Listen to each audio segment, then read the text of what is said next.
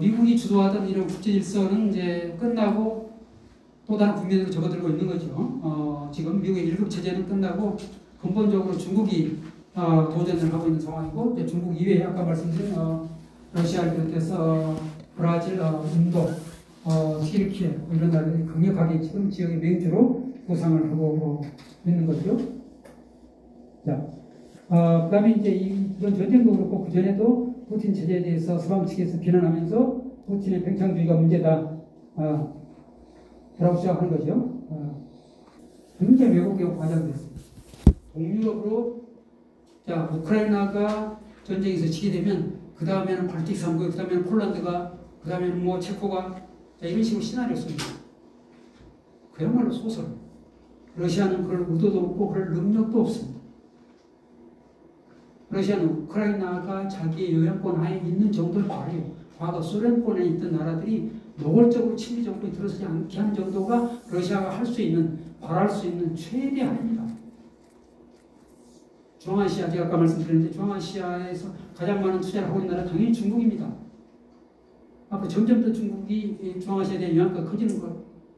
러시아를 보고 있을 수밖에 없어요. 러시아의 능력이 제한적이기 때문에. 러시아가 과거 소련의 14개 공화국을 끌어들일 수 있는 능력은 무기만 가지고 안 되잖아요. 경제력이 있어야 되잖아요. 중국이 전 세계에 영향력을 미치는 것처럼 돈이 있어야 된다. 경제력이 있어야 중국을 좋아하든 싫어하든 상관없이 중국과 교섭을 할 수밖에 없는 거죠. 교류를. 근데 러시아가 그 능력이 부족한 거예요. 그런 상태에서 우크라이나 집어삼키고 그 다음에 폴란드, 발틱 3국 소설 쓰고 있는 건 있을 수 없는 일이에요. 그 다음에 소련이 부활. 푸틴이, 자, 소련의 붕괴라고 하는 게 20세기 일어났던 가장 비극적인 사건의 하나라고 하는 말을 했어요. 그것이 소련으로 다시 돌아가겠다라는 의미는 아니에요. 푸틴 자신이 그랬어요. 만약 누군가 우리가 다시 소련으로 돌아갈 수 있다고 생각하는 사람이 바보나 멍청이다. 자기도 그렇게 생각하지 않는다. 돌아갈 수 없다고 생각합니다. 미국의 국정지적 목표, 아까 잠깐 얘기를 했는데 러시아를 약화시키는 거죠. 그러니까 마치 미국이 베트남전 들어가서 시욕적으로 몇 년 동안 그렇게 수렁에 빠졌다가 시욕적으로 패배하고 사이공에서 도망갔던 것처럼 이렇게 만들겠다. 우크라이나라는 수렁에다가 러시아를 빠뜨리겠다. 다시 일어나지 못하게 하겠다. 라고 하는 거죠. 그 다음에 또 하나는 러시아만을 위한 전쟁은 아니다. 이건 유럽을 위한 전쟁이다. 유럽이 독립하는 걸 막겠다. 특히 경제 대국으로. 지금 유럽연합이 사실상 독일의 식민지가 되고 있다라고 합니다. 처음에는 독일을 어떻게 묶어둘 것인가, 두 번이나 전쟁을 일으킨 독일을 다시는 전쟁을 못 일으키는 메커니즘을 만들 것인가 하고 독일과 프랑스 또 다른 5개 나라가 합의해서 유럽연합이라는 걸 처음에 만들기 시작했는데 이제 그 내부에서 독일이 너무 커가지고 유럽연합 전체를 식민지로 만들고 이런 상황이 되고 있습니다. 우크라이나에도 독일이 크게 진출했습니다. 우크라이나를 거의 경제적으로 잠식하고 있었어요. 독일. 이런 상황에서 가만히 두면 안 되겠다라고 판단하는 거죠. 그 다음에 프랑스는 오랜 두골부터 독자적인 외교의 전통이 있는 거죠. 미국 말을 우리는 그대로 듣지 않는다. 우리가 서방 측에 서 있지만 그렇다고 해서 미국 말을 거지 그대로 듣는 나라가 아니다. 계속 유럽의 독자 군대가 있어야 된다고 주장하고 있어요. 이런 독일과 프랑스를 가만히 두면 안 되겠다고 생각한 거죠. 그래서 잡아둘 필요가 있습니다. 나토를 통해서 나토는 미국이 뭐 스웨덴 사람 사무총장 하더라도 실제로는 이제 미국의 군대 일부라고 할 수가 있으니까 유럽을 잡아두는 거죠. 그 다음에 또 하나는 이제 국내적으로는 미국의 군수 산업체 거대한 엄청난 이익을 갖다 퍼주기 하는 거죠. 미국 전체 국가 이익이라기보다는 사실은 미국의 군산 복합체 에너지 기업체 이익을 보장하는 데 혈안이 되어 있다. 그것도 공화당 정권도 아니고 민주당 정권. 그러니까 트럼프 정권하고 바이든 정권이 무슨 차이가 있습니까? 미국의 국가 이익을 추구하는 데는 아무런 차이가 없습니다. 다만 접근 방법의 차이가 하나 있습니다. 트럼프는 조금 더 중국에 대해서 좀 더 공격적이고 노골적이고 러시아에 대해서 좀 더 유화적이에요. 근데 바이든은 반대죠. 러시아에 대해서 보다 노골적이고 중국에 대해서 약간 유화적이었다가 이제 약간 공격적이었다가 하는 스탠스를 왔다 갔다 하는 거죠. 그래서 이 민주당 정권, 저는 한국 입장에서 보면 미국의 민주당 정권이 더 위험하다라고 봅니다. 왜냐하면 매우 이데올로기적으로 대외 정치를 추구해요. 우리 편인가 너희 편? 민주주의 국가인가 아닌가? 인권을 존중하는 국가인가 아닌가? 식으로 정치를 판단하는 거예요. 그 명분은 일관성이 다 있으면 좋은데 일관성이 없어요. 또. 왜냐하면 독재 국가나 권위주의 국가도 자기 편이면 그 말 안 해.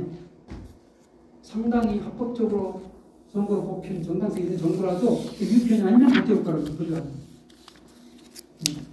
대단히 그 이데올로기적인 그런 색깔이 공화당보다 민주당이 더 심해요. 그 다음에 이제 잠재 경쟁자인 중국이나 인도, 한국을 포함한 이런 경쟁자들에게도 이제 경고를 또 그런 의미도 있겠죠. 미국의 국제 경제적 목표, 미국의 에너지에 서방 전체가 의존하도록 얼마나 많은 러시아의 석유와 가스를 독일과 유럽이 가져갔습니까? 그렇게 해서 마지막으로 독일이 그 러시아의 값싼 에너지를 가지고 자국의 경제 성장을 계속 견인할 수 있도록 만든 게 노르드 스트림 2라고 자 러시아에서 그 발티크해를 통해 가지고 독일로 연결되는 그런 해저 가스관이었죠. 자 그걸 미국이 끝까지 반대했습니다. 트럼프 때 끝까지 반대해요. 왜냐하면 그러면 독일과 러시아가 밀착된다고. 러시아라고는 거대한 영토와 인구와 자원을 가진 나라하고 독일이라는 막강한 제조업과 경제를 가진 나라가 유럽에서 결합된다? 한편이 된다? 미국에게는 악몽입니다. 그때 내야 할 필요가 있습니다. 러시아도 약화시키고 독일도 미국으로부터 독립하지 못하도록 할 필요가 있습니다. 그래서 끝까지 반대했던 것인데 메르켈이라고 하는 지도자가 뚝심 있는 지도자가 나서서 끝까지 관철시켰습니다. 노르드 스트림 가스관 완성했습니다. 그러나 작동하지 못한 채 그냥 완공된 상태로 있었어요. 그러다가 폭파되고 말았습니다. 처음에 당연히 아주 전형적인 사건이에요. 러시아와 관련이 있는 어떤 국제적 사건이 일어나면 당연히 미국의 언론에서 정부에서는 당연히 러시아 시다라고 발표합니다. 러시아가 아니면 누가 이런 짓을 하겠느냐. 천일 공노할 만행을 하겠느냐. 자 이번에 우크라이나 남부에서 댐이 파괴되니까 당연히 또 러시아가 했다고 발표를 했죠. 자 노르드 스트림 2 누가 폭파한 나왔습니다. 이건 다행히 그나마 다행히 불과 몇 달 만에 미국의 한 기자가 폭로했어요. 미국이 조작한 사건입니다. 러시아가 아니고 미국이 덴마크나 노르웨이나 이런 기술자들 동원해가지고 조작한 사건이었다. 독일이 더 이상 러시아하고 석유 가스 동맹을 맺지 못하도록. 자, 이런 식으로 어마어마한 만행을 저지른 거죠. 미국이. 그래놓고 그걸 다른 나라에게 일단 뒤집어 씌우는데 대한민국의 평범한 서울 시민이 그걸 어떻게 알겠습니까? 그 해저 가스관 폭발한 게 누군지 어떻게 알아요? 미국이 발표한 그런가 보다 역시 러시아 놈들 야만적인 놈들이야. 나쁜 놈들이야. 그걸 지나가게 돼요. 30년 후에 그게 진실을 밝히는 무슨 소용이 있습니까? 미국의 제조업과 기축통화로서의 달러 패권을 유지하기 위해서 안간힘 쓰는 마지막 단계다라고 생각합니다. 지금 한국의 삼성이나 SK, 현대 불러가지고 얼마나 바이든이 대학원을 불러가지고 아이고 우리 애들 예쁘다라고 쓰다듬어 주면서 대통령까지 불러서 그렇게 하고 얼마나 천문학적인 액수를 미국에 투자하게 만들었잖아요. 돌아오는 건 뭡니까? 자동차를 비롯해서 미국의 인플레 감축법에 따라서 계속해서 한국 기업에게는 계속 바가지를 씌우고 있죠. 심지어는 미국에서도 그렇게 차별할 뿐만 아니라 중국과도 거래를 하지 못하도록 반도체 관련해서 미국이나 유럽뿐만 아니라 한국의 기업이 중국의 그런 반도체 수요를 충당해서는 안 된다라고 노골적으로 군사 주권뿐만 아니라 경제 주권까지 이렇게 간섭을 하고 있는 그런 상황인데 한국에서는 아무 말도 못하고 그다음에 기축통화로서의 달러 패권이 점점 지금 약화되고 있습니다. 계속 오래 갈 수 없죠. 한 제국의 흥망성쇠가 이제 그 세트나 몰락이 이루어지는 가장 가시적인 지표가 그 패권 통화가 얼마나 영향력을 갖느냐, 영향이 낮아지느냐인데 달러도 계속해서 지금 중국이나 러시아가 달러를 대체할 만한 그런 수단을 개발하고 또 러시아가 스위프트라고 해서 국제 결제망에서 쫓겨나니까 대신 다른 결제망을 만들고 있어요. 그런데 그걸 이용하는 나라들이 많지 않기 때문에 비중은 낮습니다. 그렇지만 꾸준히 매우 느린 속도로 달러를 대체하는 그런 대한 통화들 그런 결제망들이 지금 비중이 올라가고 있어요.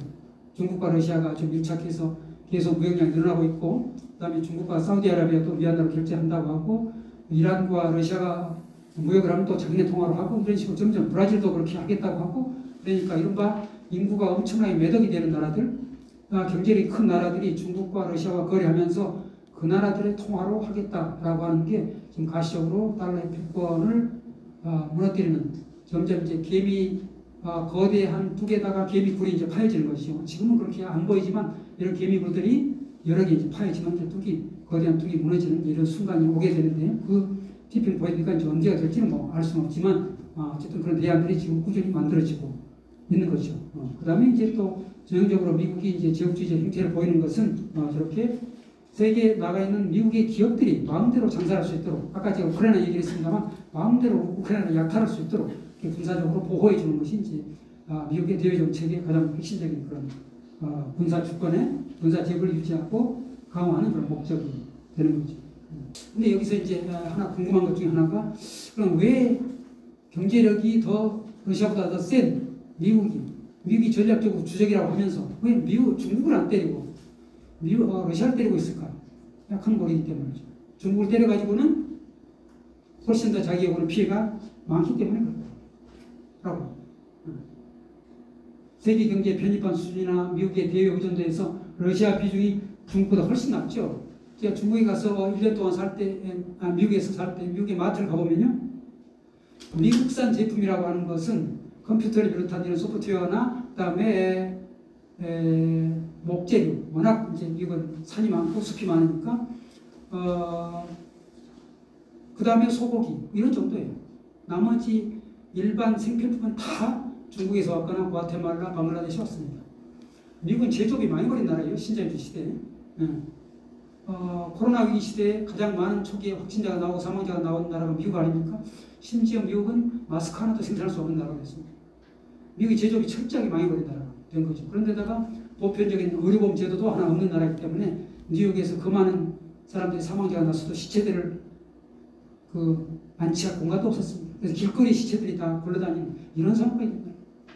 그렇기 때문에 이제 중국이 없으면 중국을 완전히 쳐내면 미국 자체가 살아날 수 없다라고 하는 거죠. 러시아를 쳐내도 살아날 수 있다 이렇게 판단하는 거죠. 냉전 시대 이래 미국 내에 루소프로파간다가 만연해 있습니다. 프로파간다 효과가 훨씬 커요. 미국에서 중국을 비난하는 언론 보도나 이런 그런 선전을 하면 효과가 그렇게 크지 않은데 러시아를 비난하면 훨씬 효과가 크다는 거예요. 냉전 시대부터 러시아는 소련 놈들이 나쁜 놈들 세계 적화 야약을 꿈꾸는 이런 잔인한 공산주의자들이라는 이런 이미지가 있어요. 그래서 지금도 할리우드 영화나 미국의 드라마 보면 갑자기 뜬금없이 그 드라마나 영화의 줄거리로 아무 상관없이 갑자기 러시아 마피아가 등장해요. 이 냉전 시대처럼 이미지가 그런 시나리오 작가나 감독들이 깊이 박혀 있으니까 갑자기 나오는 거 튀어나와요. 미국 내 친러시아 로비 세력이 거의 없어요. 친중 세력이 있지만 친러 세력은 거의 없어요. 이것도 또 하나의 요인이 되는 거죠.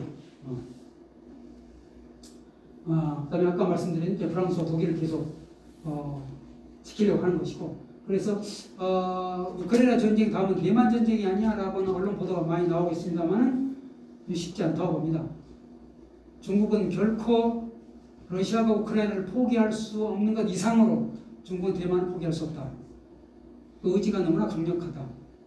그리고 군사적으로 지금 대만을 사이에 두고 미국과 중국이 전쟁에서 미국이 이길이라는 보장이 없습니다.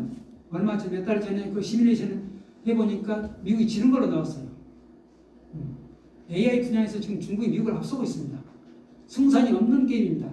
그러니까 계속 대만을 보호해주고 위해주고 하는 미국이 안보 약속을 지킨다는 그 선에서 중국과 대립한다는 이런 이미지를 주면서 사실은 중국과 협상하고 거래하지 않을 수 없다. 저는 그렇게 봅니다.